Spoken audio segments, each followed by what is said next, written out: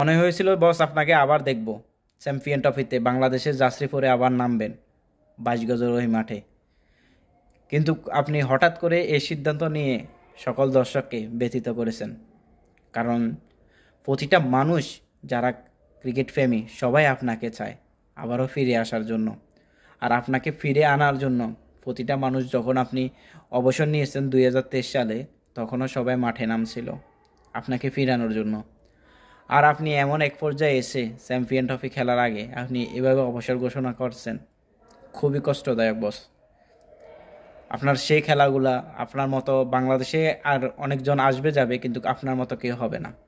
আপনার খেলা প্রতিটা দর্শক যারা খেলা প্রেমিক বাংলাদেশের ভিতরে, আমার মনে হয় শতকরা 75% 85% মানুষ আপনাকে পছন্দ করে, আপনার খেলাটা উপভোগ করতে বসে।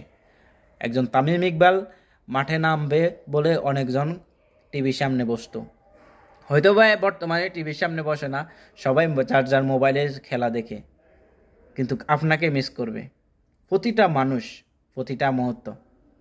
আমরা এখনও মনে করি, যখন বাংলাদেশি খেলা দেখি তখনও বলি, হ্যাঁ তামিম ইকবাল যদি থাকতো তাহলে আজকের খেলাটা হয়তো বা ভিন্ন কিছু রূপ দিত। কিন্তু তামিম ইকবালকে প্রতিটা খেলাপ্রেমী মানুষ অনেক মিস করে।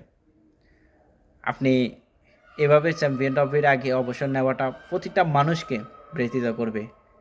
আমিও কষ্ট পেয়েছি। আপনি এইভাবে অবসর নেওয়াটা ঠিক হয় নাই আমার মনে হচ্ছে।